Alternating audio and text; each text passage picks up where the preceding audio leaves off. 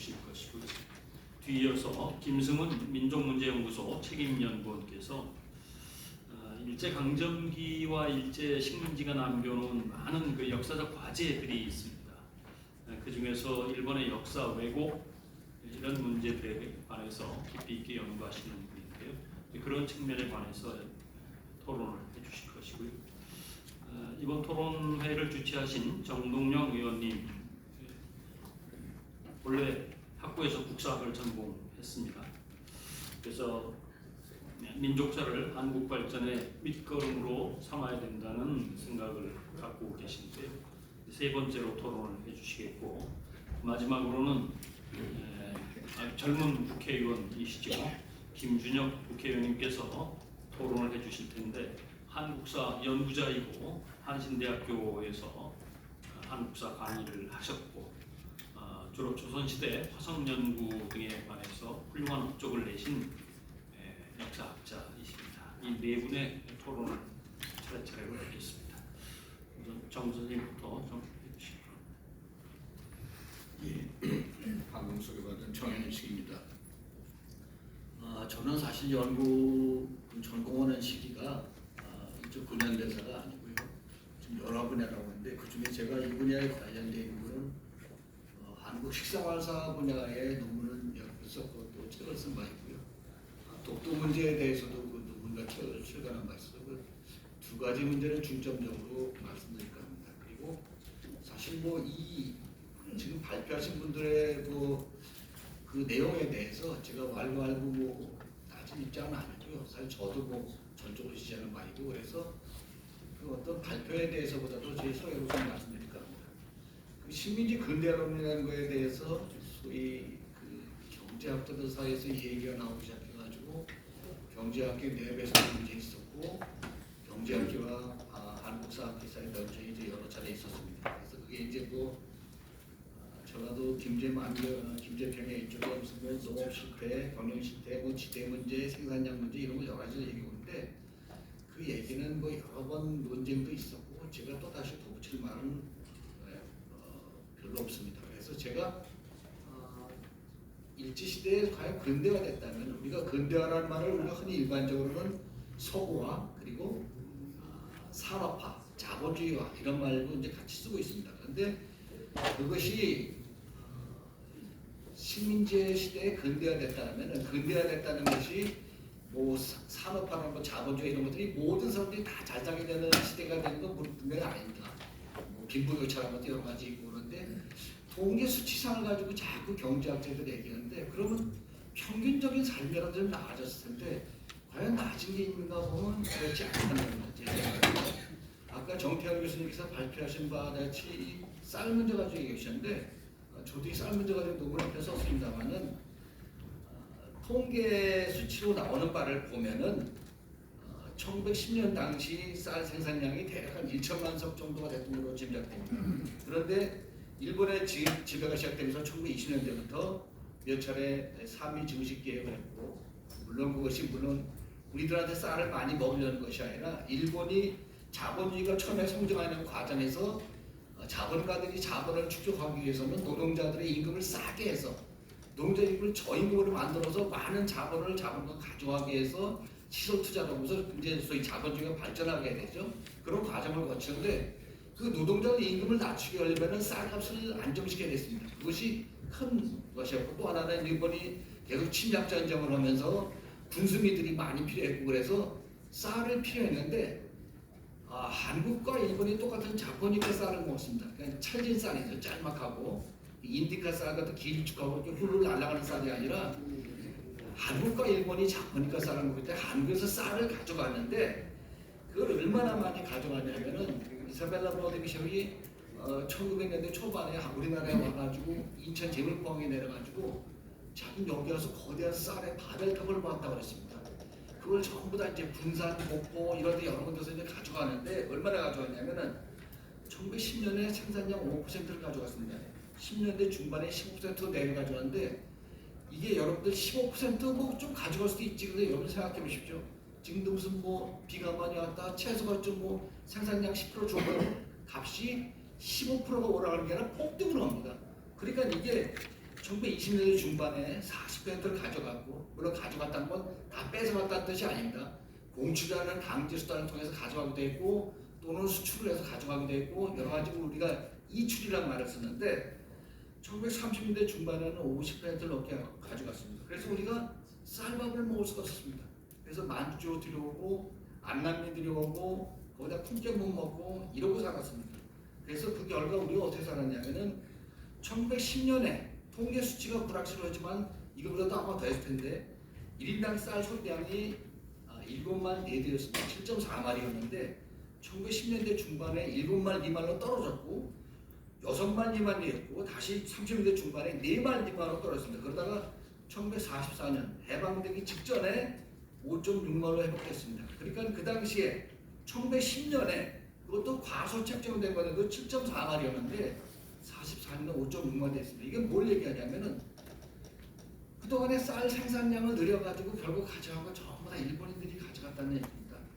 보리 생산량은 사실상 우리나라 10년대 초반에 쌀의 한 3분의 1밖에 안 됐는데 30년대 전반기 보면 보리가 쌀값이 떨어집니다. 우리가 일제시대에 꽁보리만 먹었다, 뭐 옛날 조선시대에도 꽁보리만 먹었겠지, 이거는 잘못된 생각입니다. 그전에 쌀만 먹었는데 쌀 다 가지고 우리가 보리 먹고 안남미 먹고 콩깨문 먹고 만주조 먹었던 겁니다. 생활 수준이 나아지가 않았다는 겁니다. 쌀만 소위 우리가 밥을 가장 중요한 게 밥 먹는 문제니까 쌀 먼저 가지고 얘기했는데 밥만 그런 게 아니라 통계 수치를 보면은 일본의 경제학자 미조구치 도시유키나 영국의 경제학자 앵거스 메디슨이 통계제표를 보면은 일제 강점기에 점진적인 GDP의 성장이 있었다고 합니다. 물론 통계 수치로 나타납니다. 금방 정태영 교수님 말씀하셨다시피 그것이 그냥 단순한 환상이었던 뭐였든 간에 그것이 과연 누가 가져갔는지는 모르겠지만 하여간에 성장했는데 그 성장 계속 성장해 가고서 1910년 당시에 우리나라 1인당 GDP 그 숫자가 언론에 내면 60달러 언저리에 있었습니다.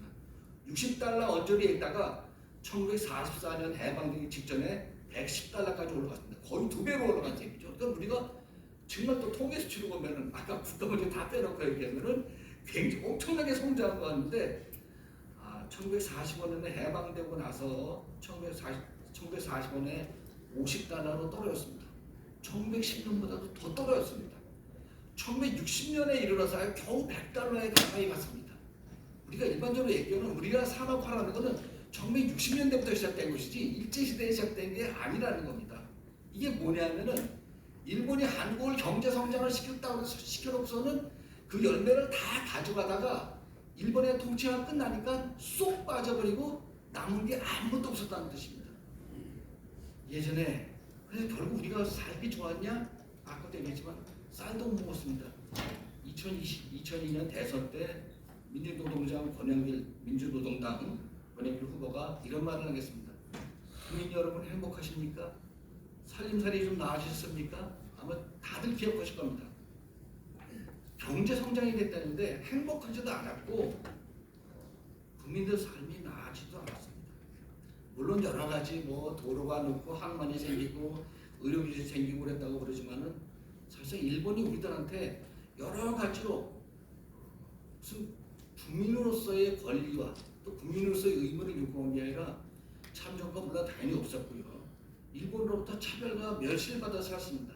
그러니까 경제학자들이 얘기하는 거는 수치 이것만 얘기하는데 자존심이 아주 뭉개졌습니다. 제가 지금 다니는 대학에도 지금 이렇게 보수적인 생각을 가진 분들이 이런 말씀하십니다.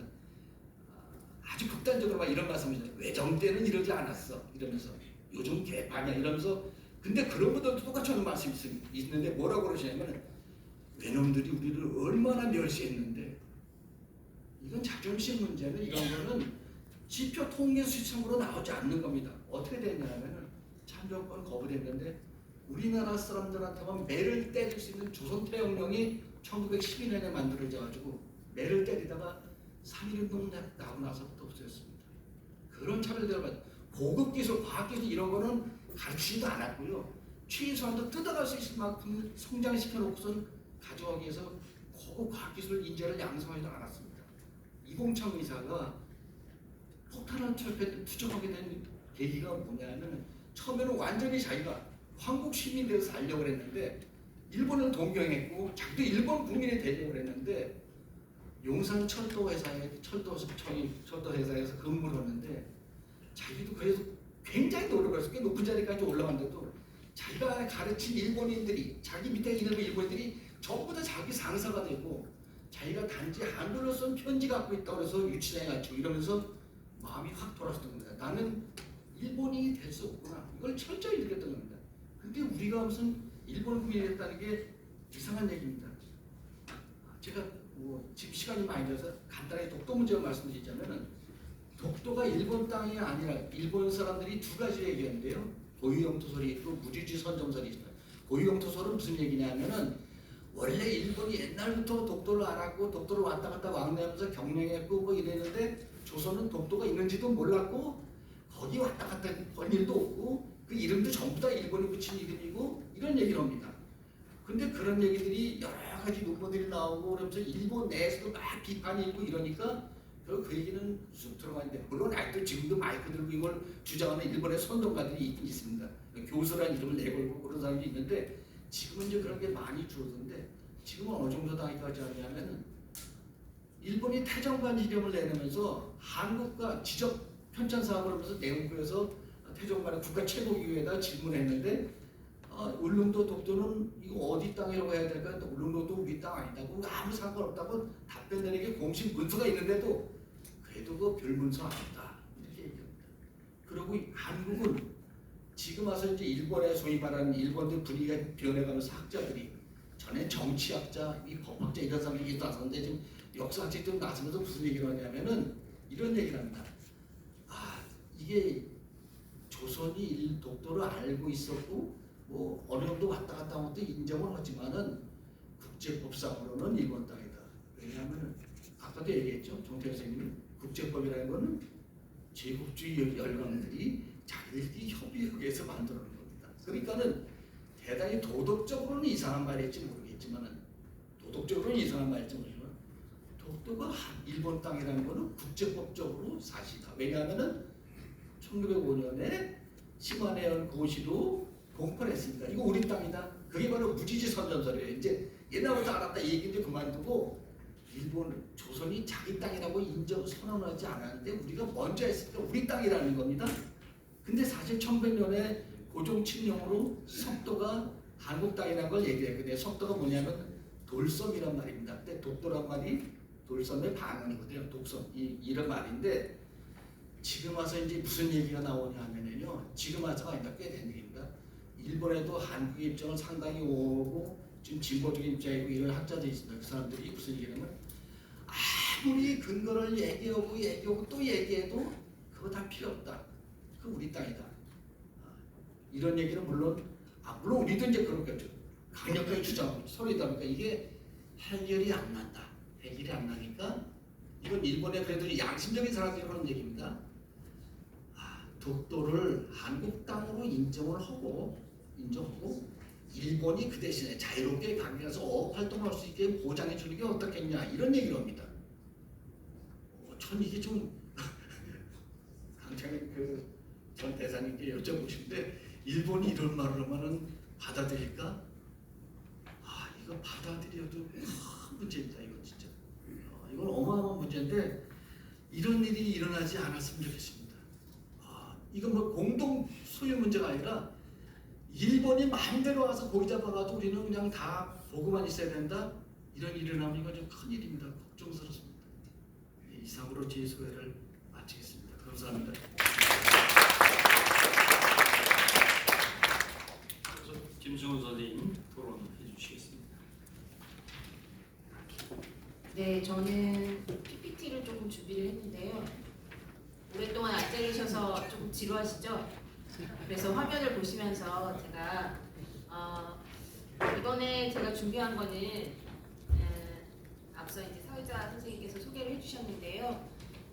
오늘 다 발표하신 여러분들이 이야기하셨던 뉴라이트의 생각 그리고 주장 이런 것들이 그냥 정치권에서 내지는 공직사회에서 자신의 생각을 표현하는 것에서 그치는 것이 아니라 이제 우리 아이들의 교과서에 다시 한번 시도되고 있습니다.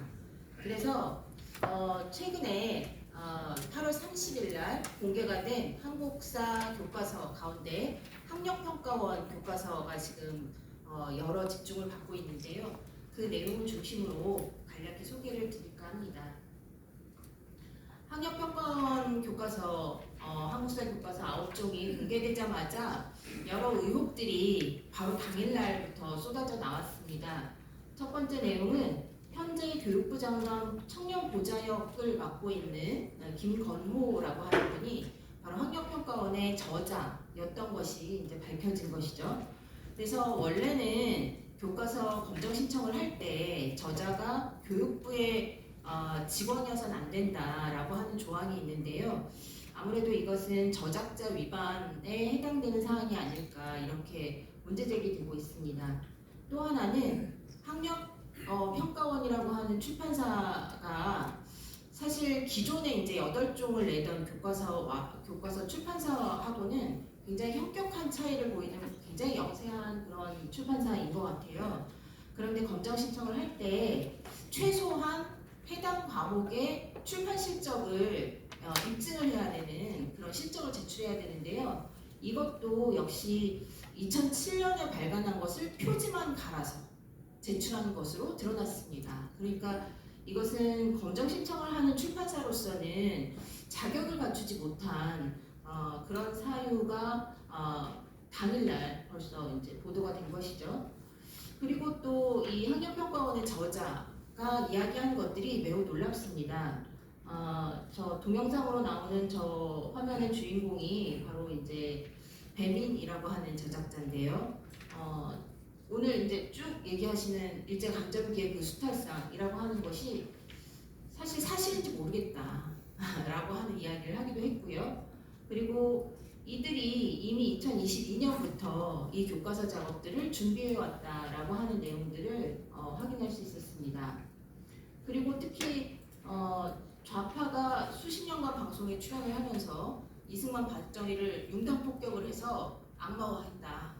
이런 주장도 서슴지 않았던 그런 교사가 지금 이 학력평가원의 저자로 확인되고 있습니다. 그래서 초기에 저희가 뭐 예상하기로는 다른 교과서의 필자들도 그렇고 아마 검정을 통과했기 때문에 그렇게 교학사 교과서처럼 그렇게 노골적이지는 않을 것이다. 어느 정도 수준을 갖추었을 것이다 라고 예측을 했었는데요. 너무 초반부터 말도 안 되는 상황에 자격도 갖추지 않고 저자도 속이고 이런 상황을 초래한 이 교과서가 도대체 어떻게 검정을 통과했을까. 그래서 학력평가원의 이 한국사 교과서를 교학사 교과서 때 같이 분석하셨던 학계 전문가 선생님들하고 같이 아주 짧은 시간 저희가 검토를 했습니다. 한 2, 3일 동안 검토를 했는데요. 그런데도 한 300건이 넘는 오류사항을 쉽게 발견할 수가 있었습니다. 솔직히 말하면 이제 정근대를 검토하신 선생님들은 이제 보시다가 뭐 이쯤 보면 될 것 같다. 이게 너무 수준이 조금 너무 미흡하다. 교과서의 만듦새가 너무 떨어진다. 그리고 기본적인 사실 오류들이 너무 많다. 그래서 교과서의 수준으로서는 너무 한명 미달인데 라고 하는 것을 이제 총평으로 이야기를 하셨습니다. 그 중에서도 이제 일제강점기는 한단원인데요. 한단원에서만 또 굉장히 많은 오류가 나왔습니다. 교학사 때도 마찬가지였는데요. 여전히 교학사 때도 저희 학계에서 굉장히 많은 오류를 한 650건을 다 일일이 다 이것은 무엇 때문에 사실 오류다, 연도가 틀렸다, 이거는 잘못 해석한 거다, 이거는 옛날 근거다, 이런 것들을 다 달아서 교정을 해준다시피 해서요. 저희가 사실은 이 내용들은 이제 공개하지 않고 전체의 큰 틀에서 이제 어느 정도 오류가 많다라고 하는 것만 이제 저희가 파악을 했는데요. 기본적으로는 이제 역사 교과서에서는 있을 수 없는 사실 오류들이 이 교과서에서도 여전히 많이 발견이 되었습니다. 그래서 용어나 지명, 단체명, 연도 오류 그런 것들이 표현되는데 통일성조차도 결여되어 있는 부분이 굉장히 많았고 명백한 사실착오나 부적절한 사진과 도표, 사진자료 이런 것들이 인용되고 있었습니다. 또 하나 이 교과서가 굉장히 여러 교과서들 아니면 여러 정보들을 좀 짜집기한 것 같다라는 느낌이 드는 거예요. 왜냐하면 문장이 고르지 않고 또 앞에 썼던 문장을 뒤에 다시 반복해서 나타나는 것들을 보면 아마도 여기저기서 조금 가져다 쓰지 않았을까라고 하는 합리적 의심이 듭니다. 그래서 편지에 맞지 않는 사진과 자료가 배치되어 있다거나 같은 내용이 반복해서 등장한다거나 여러 정보가 무분별하거나 부정확하게 짜집기가 되어 있는 그런 것들을 볼 수 있었습니다. 또 이것도 역시 이제 언론에서 공개가 되었는데요. 그 저작물 표절에 관한 것도 심각하게 제기가 되었습니다. 저희도 이제 보면서 교학사 때 저희가 분명하게 이거 오류다라고 이제 지적했던 부분이 있었는데 조선 교육령에 대한 설명이었거든요. 근데 그 부분이 통째로 다 어처구니 없이 이제 지금 엉망진창으로 지금 하나의 표가 들어가 있었고요. 그리고 그거 외에도 2007년 국정교과서의 상당 부분을 베껴 쓴, 그리고 심지어는 지금 같이 국정 심사를 받은 유명 출판사의 교과서를 표절한 의혹도 언론을 통해서 제기가 되었습니다. 이런 형식적인 그런 오류뿐만이 아니라 중요하게 이제 역사인식에 대한 문제도 심각했는데요. 앞서 이제 선생님들이 지적해 주셨던 뉴라이트적 사고라고 하는 것들이 식민 통치를 희석하고 있고, 그래서 식민 정책을 비판하는 것이 축소되어 있거나 아니면 주어가 일본인 경우가 많아요. 이게 한국사 교과서인가 싶을 정도의 일본 입장에서 비판 없이 단순 서술한 부분도 있었고요. 독립운동의 폄하가 굉장히 고약했습니다. 다양한 독립운동의 경험이라고 하는 것이 우리 역사에서 얼마나 중요한 자산인데 그런 부분보다는 오히려 진영 간의 대립, 갈등, 절대 화합할 수 없다라고 하는 부분이 강조되고 있고, 이것은 아마도 이후에 해방 이후에 그들이 분단과 어떤 전쟁을 극복하는 주체 세력이 될 수 없다라고 하는 것으로 자연스럽게 연결되고 있었습니다. 그래서 해방 이후의 냉전과 반공 사관이 너무나 투철하게 관철된 교과서였습니다. 이러한 뉴라이트의 교과서 시도는 여러분들이 다 잘 아시다시피 이미 이제 시도가 되었죠. 그게 벌써 11년 전입니다.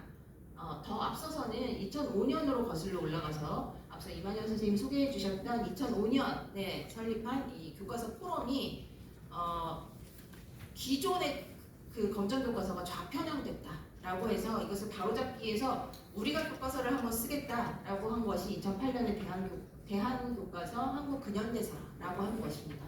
이것을 발간해 놓고 나머지 교과서들을 좌편향으로 몰았고, 그러면서 식민지 근대화론, 이승만 찬양, 독재 합리화 이런 논리로 한국사를 다시 서술하는 그런 기조들이 등장하기 시작했고요.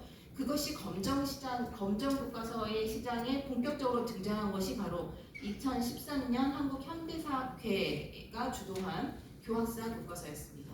이 교과서는 이제 잊어버리셨을 것 같은데요. 검정 과정에서 이미 국편의 수정 지시를 1000건 정도의 오류를 수정을 한 이후에 검정을 통과해서 저희 역사학계가 분석을 해서 650건의 오류를 다시 지적해냈었던 교과서였습니다. 그러니까 말도 안 되는 수준의 교과서가 통과가 된 거죠, 검정에. 그래서 그것에 대한 학계의 저항도, 그리고 치밀한 분석도, 그리고 학교 현장에서 교육 주체들에 대한 평가도 다 종합이 되어서 채택률 0%. 그래서 검정 교과서의 자율성에 의한 선택에서 버려지는 그런 결과가 초래가 됐는데요. 그러고 나니까 이제 박근혜 정부에 들어서서 뭘로 바뀌었느냐? 국정화를 추진하게 된 것이죠. 네. 그래서 이러한 과정을 통해서 교과서의 뉴라이트 교과서의 시도가 참담하게 패배했다라고 할 수 있는데요.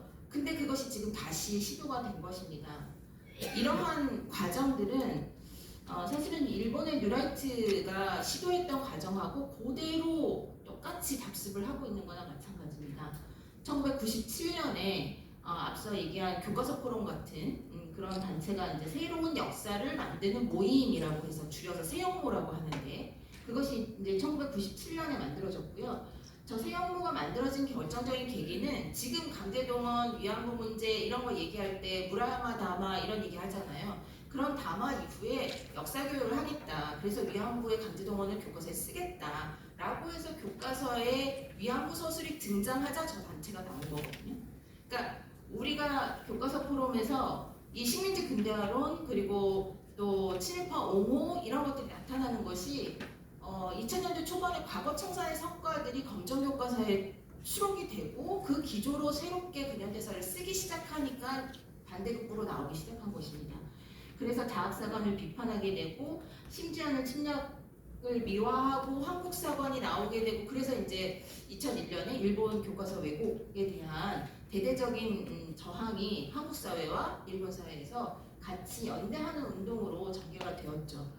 그런데 그 다음이 더 중요할 것 같습니다. 2005년부터 교과서를 만드는 주체가 어떻게 교과서를 검정시장에 진출시킬 것이냐, 어떻게 세련되게 교과서를 만들 것이냐로 그치는 것이 아니라 국가 권력이 그러한 오익 교과서들이 더 잘 진입할 수 있도록 학습 지도 요령 같은 것을 바꿔내기 시작합니다. 더 나아가서는 교육기본법을 개정하고요. 그래서 제도를 바꿈으로 해서 전반적인 검정의 기준을 우경화시켜 나갔고 그래서 지금 말도 안 되는 수준의 교과서들이 나오고 있습니다. 그 전철이 그대로 이제 우리가 바로 겪게 되는 것이고 거기에 핵심이 지금 교육부 장관인 이주호 교육부 장관입니다. 바로 2011년에 이 교학사 교과서가 탄생하게 되는 교과과정 개편에 강제 개입을 실시한 게 이주호 교육부 장관이었고요. 그리고 그 시기에 지금 논란이 되고 있는 자유민주주의라고 하는 것을 강제로 개입시켰던 것도 이주호 장관이었고 그때 그것을 실행하는 실행단위의 최고 실질적인 결정권자가 바로 이배용 브랜드 위원장 이런 것도 하시고 2011년에는 교육과정 개발 추진위원회 위원장을 하셨습니다. 근데 지금은 바로 국가교육위원회 위원장으로서 이주호 장관이 11월 달에 이제 부임을 하거든요. 교육부 장관으로 부임을 하면서 바로 자유민주주의 영부진이 끝까지 넣지 않았던 자유민주주의를 교육부가 수정해서 행정예고를 했고 그리고 최종적으로 자유민주주의의 표현이 들어가게 되었습니다. 그래서 2011년에 벌어졌던 일들이 지금 2022년과 지금 2024년 검정교과서의 과정에서 고스란히 반복되고 있습니다. 그 과정에서 다양한 교육 주체들이 여전히 묵살되고 있고 그 주체들이 이 교육의 주인이고 주체임에도 불구하고 교육과정 개정과 교과서를 만드는 과정에서 배제되고 의견이 묵살되고 있습니다. 그 과정을 주도한 것이 2011년에 한국현대사학회였다고 한다면 지금은 역사연구원이라고 하는 보수단체, 뉴라이트 단체들인데요. 이 역사연구원은 앞서 이만현 선생님이 이제 잘 안다라고 했던 김진홍 목사와 관련된 단체였습니다. 이 단체가 2022년 교육과정 시험 2차 발표 때 성명을 내거든요. 역사연구원 등 11개 단체가 성명을 내는데 저는 저 성명 내용을 보고 솔직히 되게 너무 깜짝 놀랐습니다. 그러니까 어떻게 이게 지금 21세기에 저런 내용을 가지고 비판을 하는지 정말 이해가 안 갔는데 물론 이제 기존에 이제 소위 말하는 나머지 8종의 교과서 좌편향된 교과서들이 대한민국을 분단 고착 세력으로 평가하고 있어서 잘못 만들어진 나라라고 하는 인식을 계속 주입시키고 있다. 그래서 이것을 바로잡아야 한다. 그리고 대한민국이 그 연장선에서 대한민국을 부정하는 위험한 결과를 초래할 수 있다. 그리고 분단 극복만 강조하기 때문에 북한 주도 통일도 허용하고 있다. 이건 말도 안 되는 상상이죠. 그리고 그것이 대한민국 국채에 대한 도전이자 북한과 중국의 입장을 대변하고 있다. 이렇게 이야기하고 있고 대한민국의 성취를 무시하고 있고 민주화운동 가운데서도 북한과 공산주의를 추종하는 세력. 그러니까 지금 이게 이제 윤석열 정부가 얘기하는 반국가 세력인 것 같아요. 그래서 그런 세력들이 있다, 참여했다는 사실도 주의해야 한다. 그렇기 때문에 기존의 시안은 잘못되었다. 저 시안까지는 이 연구진들이 이제 자유민주주의가 민주주의로 폭발해야 한다라고 하는 주장을 계속 담았던 시안이라서 거기에 대한 반대 의견을 저렇게 표명을 했고요. 거기에 이제 대표적인 단체 11개가 바로 저 단체입니다. 그래서 국사교과서 연구소 김병헌, 그리고 이승만 학대한 교장 이영훈, 그리고 청구 역사연구소 이명희, 이런 분들은 이미 이제 교학사 교과서를 집필한 데 관여했던 분들인데요. 그 외에도 다양한 이러한 뉴라이트의 새로운 역사 교육 시민 단체가 이렇게 생겼나 봐요. 그래서 좀 주목을 해야 될 것 같고요. 그러면서 이들이 2년 전부터 지금의 교과서를 준비해 오고 있었다. 세미나들을 이제 매달 진행하면서 거기에 이제 김진용 이사장의 인사말에 이 세미나에 이제 3명의 이제 교사가 발표를 했는데요. 이 3명의 교사들이 주축이 돼서 건전교과서 선호정을 좀 출판해줬으면 좋겠다. 그리고 불합격하더라도 기독교 대학교과서 교재로 충분히 사용할 수가 있다. 수용할 수 있다. 수요가 있다. 이렇게 이야기를 했고, 그 7차 학술 세미나에서 발표했던 익명의 역사교사 이 이야기가 이 교과서를 탄생시킨 이제 정말 핵심인 것 같아요. 일단은 최고 수준의 건전교과서. 이제 국정 이런 거 주장하지 말자. 우리도 경쟁에서 최고의 건전교과서를 내야 한다. 그런데 일단 교육과정 집필이나 이런 개정과정, 이런 심의 이런 것들에 우리가 진입을 해야 된다. 지금 다 과거사위원회 뉴라이트 엄청 많이 진입한 것처럼 교과서의 집필에도 우리가 검정심의를 주도해야 한다. 그런데 지금 당장 할 수 없으면 일단은 검정을 통과해야 하니 순한 맛 또는 보편적인 맛의 검정교과서를 만들자, 내어놓자. 그래서 사실 지금 나온 교과서가 바로 순한 맛 뉴라이트 교과서라고 하는 것이고, 그것이 바로 검정제에 진입했다라고 하는 것입니다. 그래서 저는 첫 보도, 연합뉴스의 첫 보도가 9쪽에 모두 자유민주주의가 실렸다. 그리고 조선일보의 첫 보도가 모두가 자유민주주의를 명시했다라고 하는 것을 매우 심각하고 중요하게 고민해야 된다라고 생각을 합니다. 9쪽의 교과서는 이제 검정을 통과하기 위해서는 어떻게 해서든지 간에 자유민주주의는 써야 합니다. 교육과정을 다시 개정하지 않는 한. 그러면 그 자유민주주의가 우리 역사상에서 어떻게 평가돼서 자리매김해야 하는지, 어떻게 아이들한테 교육이 되어야 하는지 진지하게 고민을 해야 할 것 같습니다. 2011년부터 2024년 현재까지 변화를 보면요, 사실 조금 끔찍합니다. 2011년에 시민들이 끌어내린 이승만의 동상이 남산의 자유총연맹 광장에 세워졌습니다. 2011년에. 근데 2024년에는 다부동 전적지에 트루먼 대통령과 함께 동상이 다시 세워졌습니다. 그리고 트루먼 독트린은 바로 학력평가원 교과서 현대사 첫 번째 설명 자료로 나옵니다. 냉전으로부터 시작하는 것이죠. 그리고 2011년에 그렇게 많은 시민들의 반대 속에 박정희 기념관이 개관을 했습니다. 그리고 2024년 광복절 전날 대구역은 이제 박정희 광장이 되었습니다. 그리고 2011년에 아마 KBS 앞에 많은 KBS 정상화를 위해서 데모하셨던 기억이 나실지 모르겠습니다. 백선엽과 이승만의 다큐멘터리가 상영되는 것을 저지하기 위한 시민들의 저항이 있었는데요. 2024년 광복절에는 건국정쟁이 방영되었습니다. 그리고 이명박 대통령 마지막에 대한민국 역사박물관이 개관을 했고요. 그리고 지금은 그 바로 건너편 내지는 용산에 이승만 기념관을 짓겠다고 합니다. 역사는 교과서만이 아니라 이제 방송에서 그리고 박물관에서 모든 공공 영역에서 이 뉴라이트의 역사관이 전파되고 있는 것입니다.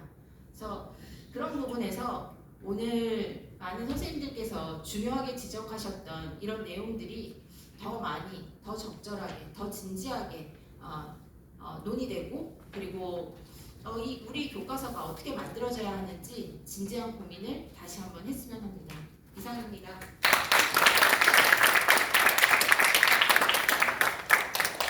이제 교과서 문제까지 지금 그 심각함이 퍼져나가고 있는 그런 실정입니다. 그 순서를 좀 바꾸어서 김준혁 의원님이 먼저 토론을 하시고 우리 주관자이신 정동영 의원님께서는 마지막으로 토론 좀 해주시도록 이렇게 부탁을 드리겠습니다. 예, 정동영 의원님 죄송합니다. 반갑습니다. 김준혁입니다. 앞서 발표자 선생님들, 토론자 선생님들께서 원체 중요한 말씀을 많이 해주셔서 똑같은 이야기를 할 필요는 없을 것 같고요. 지금 이제 정동영 의원님하고 저하고만 이제 그 국회의원으로 있기 때문에 앞서 이만열 교수님께서 국회의원들에 대한 여러 좀 조언일 수도 있고 질타일 수도 있고 충고일 수도 있고 앞으로 해야 할 책무일 수도 있고 하는 말씀을 해주셔서 관련된 이야기 좀 한두 가지 하고 제 이야기 마칠까 합니다. 제가 그 국회로 오게 된 가장 중요한 이유 중에 하나가 바로 친일 문제와 관련된 일을 해결하기 위해서입니다. 저는 아주 오랫동안 역사 공부하면서 친일 문제에 대해서 늘 우리나라 사회를 잘못 만들고 있는 가장 중요한 것이기 때문에 이것을 바로잡지 않으면 앞으로 미래는 없다고 생각을 해왔습니다.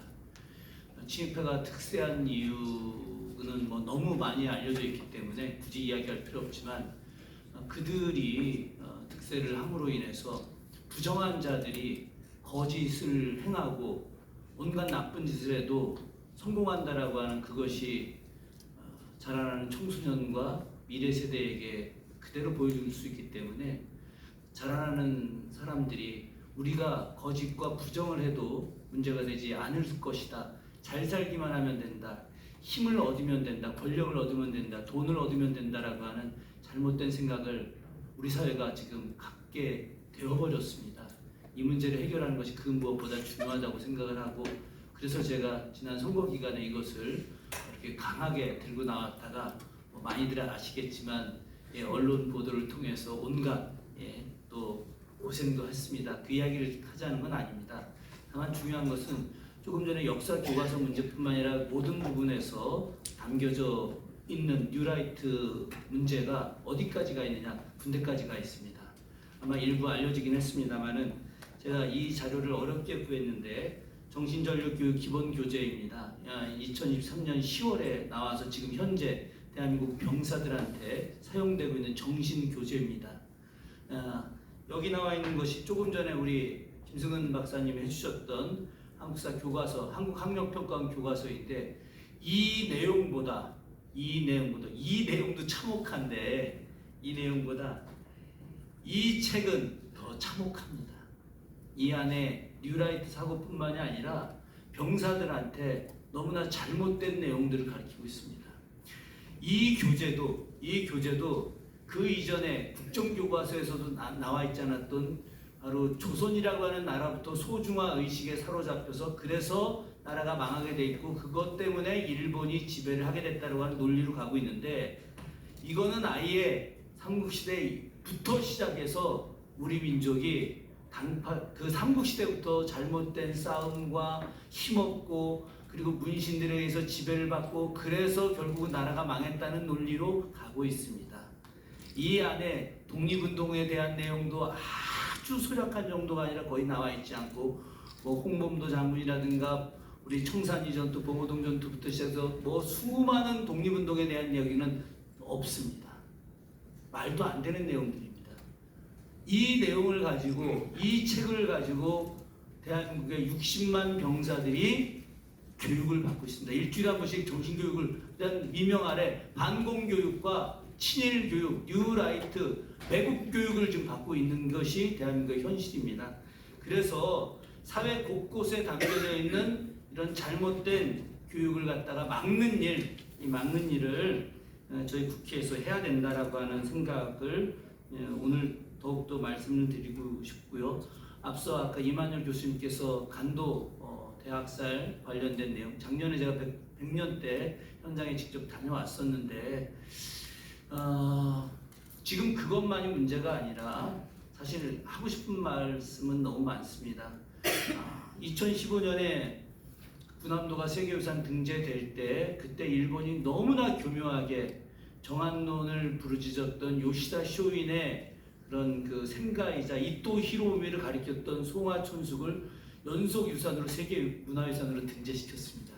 이 내용은 우리나라에 있는 학계 혹은 뭐 외교부 아는지 모르는지 모르겠지만 그것에 대한 반대 운동을 일치하지 않았고 지금도 그게 세계유산으로 등재되는지 모릅니다. 일본 정한론의 뿌리가 된 곳이 세계문화유산으로 등재를 해놓고 계속해서 정한론을 주입시키고 있는 것이죠.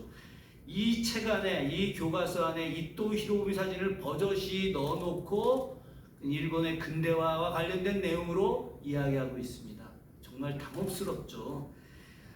지금 일본 안에 잘못되어 있는 이 내용들을 갖다 대한민국 외교부나 문광부, 교육부 어느 것 하나 이와 관련된 대응을 하지 않고 있기 때문에 저희 국회 안에 특히나 민주당에 있는 의원들이 이 부분에 대한 대응을 적극적으로 할 것이고 1942년에 있었던 그 야마구치현의 장생 탄광 안에 180명 넘는 사람들이 수장되어 있는데 이 부분과 관련해서도 제대로 된 진상규명도 하고 있지 못하고 있습니다.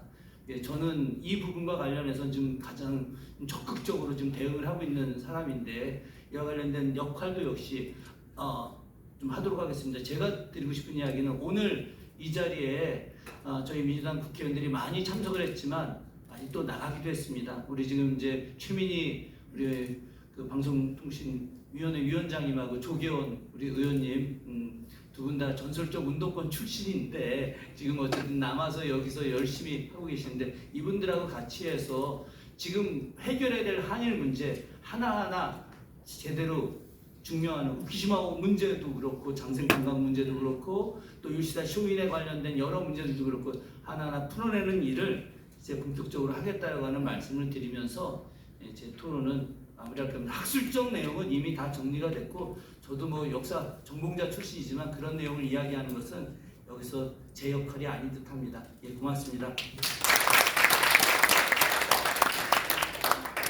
마지막 토론으로 오늘 주관자인 정동영 의원 토론해 주시기 바랍니다. 이만열 선생님이 그만둔 국회의원 어디 다 갔냐고 그랬는데 금방 우리 김준혁 의원 말씀대로 우리 최민희 의원, 조계원 의원 바쁘신데 끝까지 계셔서 박수 한번 보내주시죠.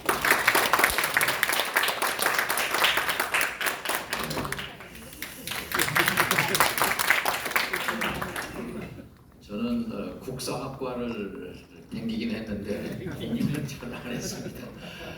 공부는 못했는데 대신 공부한 친구들을 좀 두었습니다.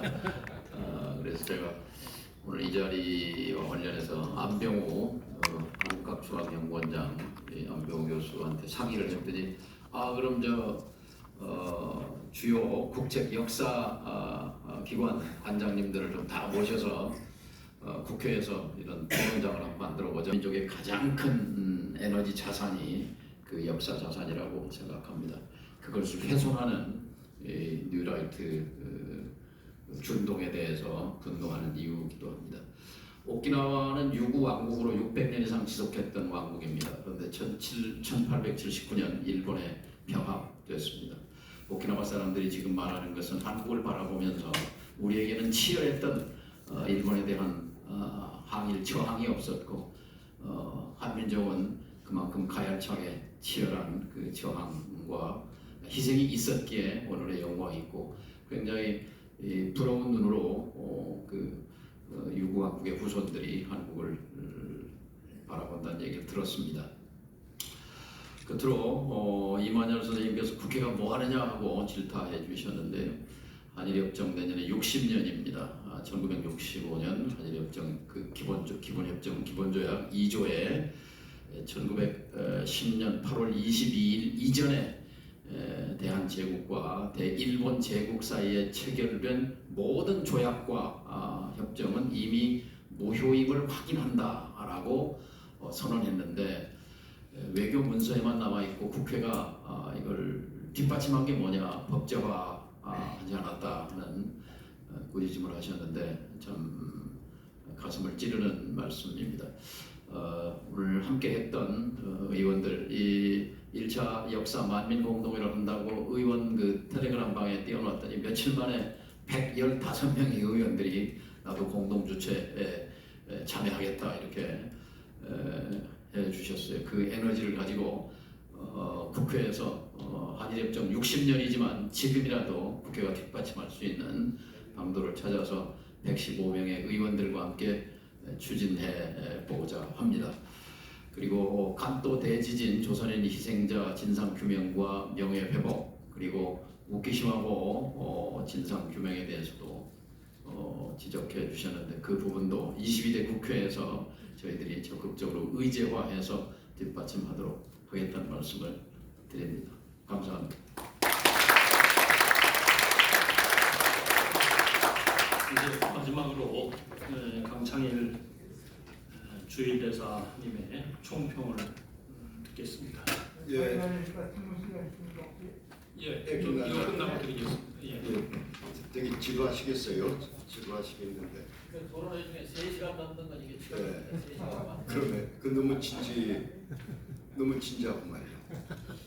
저기 총평은 건방진얘기고 총평이 아니고 제가 역사학도입니다만은 제가 정치를 오래 했기 때문에 저희 정치 요즘 사태에 대한 정치적 소회를 몇 마디 말씀드리겠습니다. 요즘 아주 이 망언들이 온 나라를 시끄럽게 해서 정말 머리도 아프고 대명천지 어떻게 일어날 수 있느냐 부끄럽기도 하고 그게 이제 좀 세 가지인데 식민지 근대화론, 일본 국민론, 건국론 뭐 이런 것들이죠. 그 말이 안 되니까 제가 망언낭동이라고 하고 있어요. 말이 그 친구들한테 너희들 역사 공부 좀 하라고 싶어요. 역사는 팩트를 가지고 그 다음에 자기 논리를 전개하는데 전혀 팩트를 갖추지 못했어요. 그래서 헛소리예요. 그거야말로 가짜뉴스라 이게야. 윤석열 씨한테 얘기하고 싶은 게 너희야말로 가짜뉴스 생산하는 걸 믿고 있지 않느냐. 팩트에 근거를 해야지.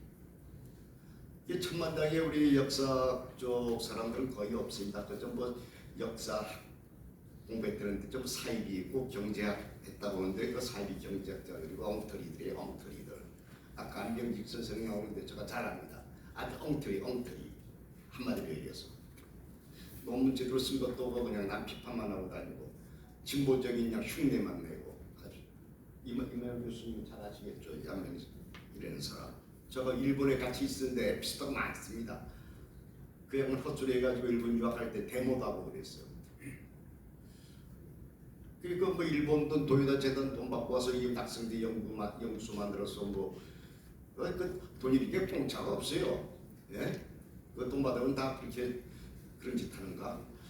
그런 식으로 해서 요즘 장난쳐서 뭔가 진보적인 양 한 발 앞서가는 양 하면서 아주 이상한 길로 빠졌던 사람이에요. 지난번에 한 몇 년 전에 국회에서 한번 만났어요. 약간 그런 동감에 지금도 그 짓 합니까? 그래서 앞서 툭 얘기했더니 우물우물 했던 적도 있습니다. 예. 참 학자가 그러면 안 되는데 학자들이 정치하려면 아예 옷 벗고 정치해버려요. 뒤에서 정치 운동을 하고 학자들이 화가 나서 말이죠. 자, 우선 국정론 한마디 하죠. 요즘은 조선인들은 반도의 황국 신민이었지 일본 국민이 아니었습니다. 일본 국적법과 일본 호정력에 들어갈 수가 없었어요. 친일파들이 20년대 30년대 친일파들이 우리 일본인 좀 만들어 주시오 이렇게 욕을 합니다. 거꾸로 일본에서 하는 얘기가 너희들은 민도가 낮고 아직 황민화가 돼 있지 않기 때문에 일본 사람 만들 수 없다 이렇게 답을 해요. 머리가 아직 일본어도 잘 모르고 당시에 1937년도 이후에 말했죠. 일본어 하는 게 10%도 안 됐습니다. 5.6%인가 밖에 안 돼요. 일본어도 잘 모르고 민도도 낮고 일본 국민 시킬 수 없다 이게. 너희들은 반도라고 하는 외지 역의 지역의 신민, 황국 신민에 지나지 않는다. 이게 일본 정부의 입장이고 총독부의 입장입니다. 그러니까 아까 누가 말씀해 주셨죠. 권리도 없고 의무가 없어요. 참정권도 없고 국방의 의무도 없고 모든 의무 없어요. 교육의 의무도 없고. 근데 뭐 국민이라고 하나 얘가 아이 무식한 새끼들 이거 좀 책 좀 역사 공부 좀 하라 이 나쁜 놈들아 이런 얘기를 하고 싶은데 현역 의원이 아니니까 그런 얘기를 이 앞에서 못하겠네. 다음에 말이죠. 일본이 완전히 내선 일체, 완전히 황국 증민화 된다면 일본 국민 만들어주겠다고 했어요. 그 10년 걸릴지 20년 걸릴지 모르겠지만은 이게 미나미히로 1936년에 미나미히로가 총도로 와서 내선 일체, 완전한 조선민족 말살, 완전한 내선 일체 이 끝난 후에 우리 조선 사람들은 일본 국민 만들자 뭐 이런 걸 천명합니다. 남차량이라고 하는 친구가 이 당시 총도로 왔더니 1941년도까지 총도를 했습니다. 그다음에 두 번째 건국론 뭐 아까 많이 나왔죠. 그 반헌법이에요. 반헌법. 그 분단 체제를 정당화하는 반통일론이에요. 예? 자유민주주의 운동하면서 분단 체제를 정당화했잖아요. 대한민국 하게 되면 북한의 권력을 어찌합니까? 우리 헌법에 평화적 통일국가 이것을 전제로 하고 있어요. 예? 북한 쪽도 이제 우리 주권이 미치지 않지만은 우리 땅으로서 통일을 전제로 하는 헌법에서 그래서 반헌법적이라 이게. 그리고 그쪽으로 이제 또 이승만이 갖다 파는데 회계망측하게 작가당적이야. 이승만이 오히려 욕하는 거예요. 이승만이 거부하잖아요. 건국을. 예? 정부 수립이라고 하잖아요. 그러니까 이승만 팔고 다니면서 앞뒤가 안 맞아 논리가. 정합적 논리를 전혀 갖추지 못한 망언들이다 이렇게 얘기하고 있습니다. 식민지 근대화는 바로 저 얘기해봅시다. 식민지라는 게 뭡니까? 서양이나 뭐 일본이나 최소의 비용으로 최대의 잉여를 노리는 게 식민지입니다. 그 사람들이 개발은 수탈을 위한 개발입니다. 왜 그 비용 들이면 식민도 비용 듭니다. 왜 비용 들이면서 한반도 침략합니까? 이익을 많이 갖고 가라. 최대의 잉여를 위해서. 뭐 한국 사람 좋으라고 하는 줄 압니까? 그거 아니잖아요. 왜 비용 들이면서 식민지예요? 그게 이제 식민지 기본 원리가 최소의 비용으로 최대의 잉여. 예, 그래서 근대 식민주의는 고도의 수탈주의의 정점에 있는 겁니다. 제가 아까 여기 저 자료를 오늘 보내드렸는데 그 호적법 얘기는 그 1940년 병역법 개정 호적법 나와서 그 얘기한 거 있고 그다음에 1938년도 일본 총독부 조선 총독부에서 얘기하는 거 보면은 조선인들은 빈천 공궁의 상태에 있고 일본 사람들을 보면 흡혈귀로 생각한다. 그리고 대부분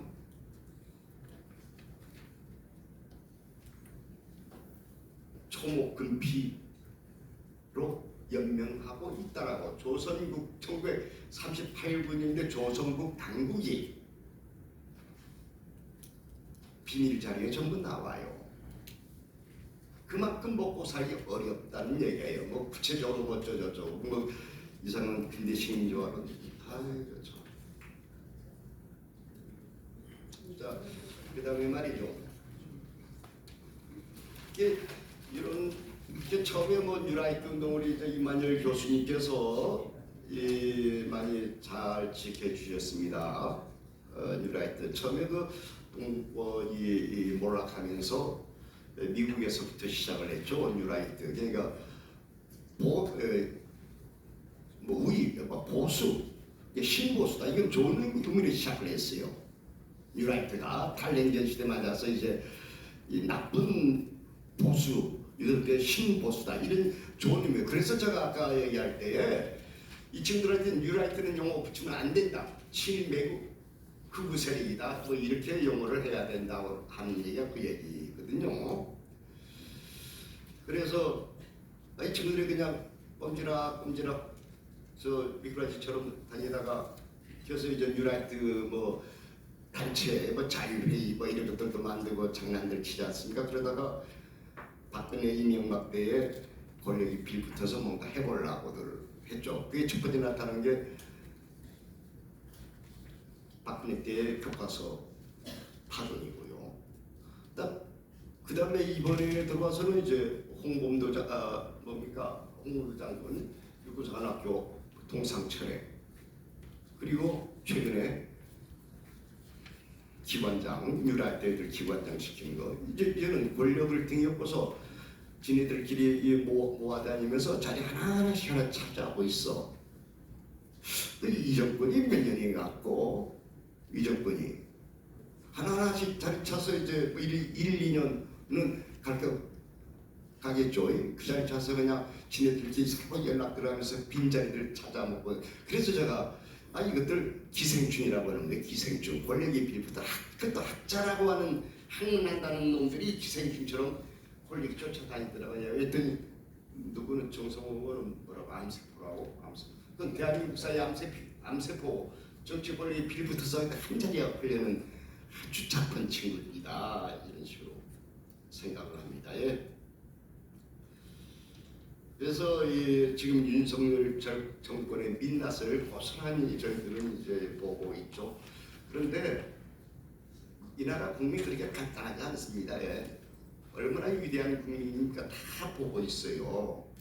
이 나라 국민이 엄청난 국민적 저항에 만나고 역사의 심판을 당할 것이다. 저는 아예 감히 그런 얘기를 이제 하게 됩니다. 이만열 교수님께서 국회에서 많은 비판해 주셨어요. 아까 또 정동영 의원님께서 그걸 받아들여서 참 좋지 않습니까? 우선 내년이 이제 한일협정 60주년이죠. 국회에서 최소한 결의문이라도 내야 된다. 이미 무효라고 하는 것. 그러니까 제가 이제 이쪽 연구를 해서 글 쓴 것도 있는데 그 대국민 사기친 거예요. 양쪽 정부가.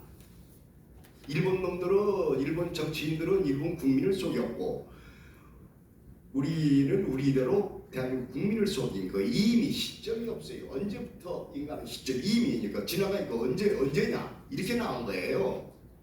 그러니까 그게 이동원이 자서전에 나옵니다. 이동원 당시 외무부 장관인데 이동원 자서전 뭐라고 나오는 거니까 이번 아까사카 술집에 가서 일본 그 대표하고 얘기하다가 일본은 모하야 묵고대하로 이미 무효다. 이 말하면 양쪽 다 각각 해석하면 되지 않나? 서로 각각 해석하는 걸 전제로 해서 그걸 넣은 거예요. 시점을 넣지 않아서. 그 이동은 자세전에 나와 이게 약하는 것처럼. 그래서 타결했다. 이렇게 된 거예요. 그래서 이미 무효라는 시점을 국회에서 법자. 그래서 한국 국회에서 답변을 아니다. 1910년도부터 무효다 이렇게 하거든요. 그래서 법제시킬 필요가 있다. 이걸 국회가 못한 게 한이다. 두 번째, 그 병합 강제미 문제. 끝나. 이 병합 강제미 문제. 강제미 문제도 국회가 한 번도 못했어요.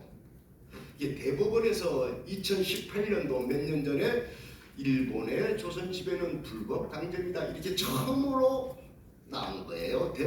법원이 해줬어요. 국회는 못했어요. 정부는 물론 안 했고. 그러다가 이번에 이종 전 원장이 질의했더니 뭐 외교부 장관이 뭐 불법 강제다 뭐 이런 식으로 얘기했던데 국회에서 최소한 결의문이라도 내야 된다. 이 두 가지는 국회 직무에 해당된다. 대부분이 했는데 못할 이유가 없잖아요. 뭐 한일 관계를 위해서도 그렇습니다. 한일 관계를 위해서도 잘못된 거 잡아야죠. 자, 이 사항이고요.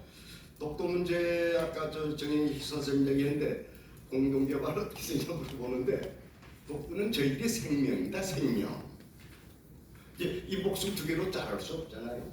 예, 목숨을 두 개 자를 수 없어 말이 안 된다. 어떻게 옛날에 그 저 모씨들이 그런 얘기 주장했던 사람이 있어 좀 웃었던 적이 아니 생명줄로 어떻게 자른다 죽지요. 그래서 말도 안 된다. 뭐 그 정도로 해서 마치겠습니다. 예, 짧게 답변 토론하신 분들은 다 하셨고요. 시청 중에서 질문 하시거나 의견 주실 분이 있으면 예.